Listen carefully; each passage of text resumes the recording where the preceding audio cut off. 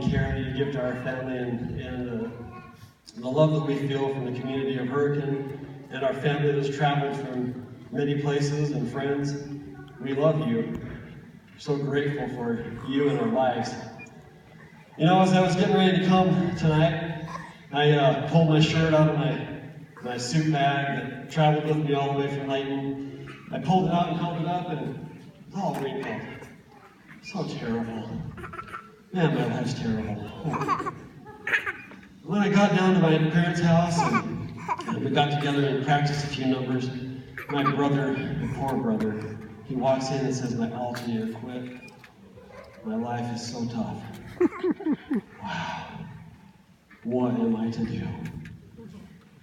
You know, a healthy dose of perspective is kind of what we needed tonight. So I want to share with you some things that will help us all maybe gather some perspective and teach us some lessons about what we want to really do in life. The setting is the hot, dusty desert of northern Mexico in early summertime. If you can imagine a family that's been walking in the desert for hours,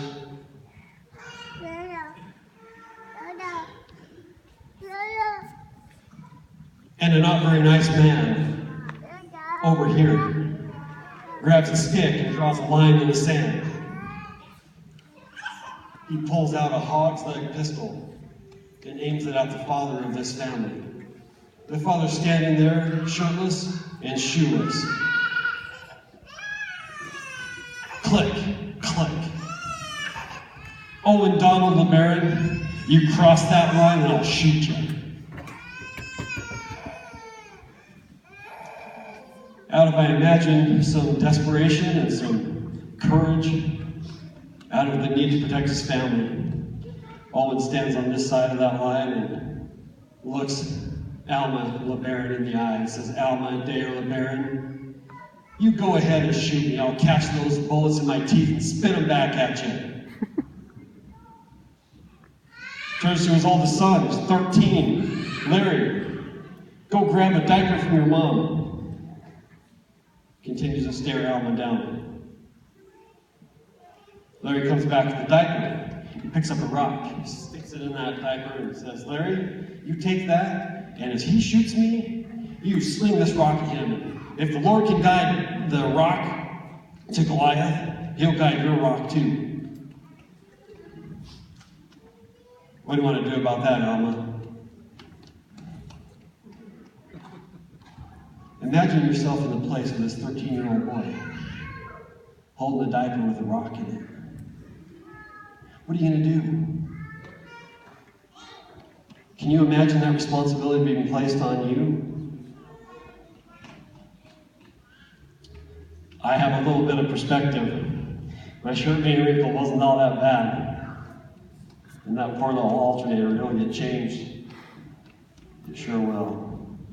I want to back up in the story just a little bit to give you some more perspective, I guess all of us some more perspective about how life could be. And then we'll talk about the lessons we learned. Now,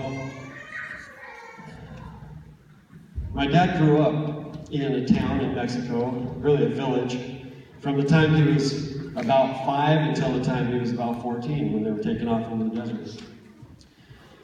His dad, Owen LeBaron, was pretty much a genius as far as what I can understand in the stories I've heard. He was a genius in mechanical and electrical engineering. He would take one man's junk and make it into something that would power a town or pump water. In order to do that, he had to have resources.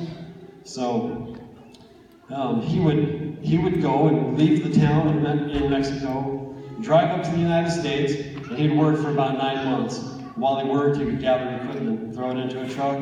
Then he'd drive back down to Mexico to the family, and he would take all that junk and he would build something out of it. Dad tells me of the time when they dug wells in that desert, down to where there was water, stuck pumps down in there, and generators to run the pumps, and Owen did all of this. He made this town run. Now, the reason that they'd even moved to Mexico is because Owen had joined a religion, some might call it a very radical religion, that, at the time he joined that church, he seemed very reasonable and rational that he joined it so that he could get back to live with God again. Well, I'm not sure exactly how it all went down, but I know there was some feeling of things are going funny here. I'm not quite sure if they're right. Well, when he came down to Mexico from one of these trips to the States, one time, he noticed that his family was not being cared for the way that he would expect them to care for him. I mean, after all, he had developed an electrical system for the town where they all had lights, they had washing machines, they had running water that was pumped from the wells. So they ought to be taking care of his family, right? Well, they weren't. And he came to town that time and started to make some signs that Alma and Owen LeBaron had realized, no, that isn't quite right. I think he's getting ready to bolt. So, rather than let him bolt, they did what any reasonable, rational man would do, right? They put some shackles on his arms with a chain in the middle and chained him to a pole so he could only walk up and down this aisleway in a basement dungeon, kind of a makeshift dungeon they made out of a workroom. So they chained him up, held him there for a few days, and started making a little prison cell for him. That's reasonable and rational, right? Well, the family didn't feel so. Dad tells me stories of when he was laying in bed at night as a 13-year-old boy, wondering, what in the world can I do to help my dad? How can I give him some help? He's only 13, and as you might realize, Alma and Owen weren't very nice guys at this point. And so as he worried about it at night, luckily, we find a friend of Owen was made in some Mexican workers that they had hired to take care of things. And one of these Mexican workers stashed a hacksaw blade. And he handed that hacksaw blade into Owen. And one night, Owen went to work on those shackles. He cut the chain between his hands so that he was free. He cut a bar out of the window so that he could get out, and he left. And he went and found a friend. The friend helped him get the shackles off. He went to the family. So in the middle of the night, he wakes up Larry. Larry, wake up. Go get your mom and gather everything we can carry. We're going to take off into the desert and get out of here. So they get up in the middle of the night, and they take off into the desert. And they go, and they go, and they go. Well, you already know part of the story. Alma follows him. He catches up to him. He gets ahead of him. He draws the line in the sand and puts them in this terrible predicament. The perspective is real now, isn't it? Here's the deal. I feel that my life is so blessed. And I know that each one of us in the whole audience, we have things in our past, in our history, that we've overcome.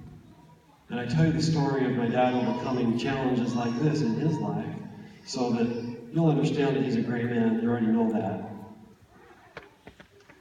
But here's what I want us to all walk away with. Number one, I want us all to walk away with the understanding that we already know inside that each of us have power to change and overcome. No matter who we are, we can overcome big challenges, big hurdles. And I know that, not because I've had to overcome huge and major ones in my life, but I have surrounded by people who have overcome great challenges. My mom and my dad both come from backgrounds and histories, things in their lives that I just stagger when I think about the great things that they've overcome to provide a family life that I have now. That my brothers share with me and my sister Laura. We're so grateful to you, Mom and Dad. So I want everyone to walk away from this room knowing and feeling the power that people have to change. The second thing that I want everybody to walk away with is this. If we don't share those stories with our posterity, the stories can get lost. I would feel terrible today if I wasn't able to stand up here and tell you that story, because it gives me strength and hope and courage against the struggles that I face. So, if we can walk away with those two messages from this one story that I've told, then my job is done. Hurricane, I thank you so much for coming and visiting with us tonight.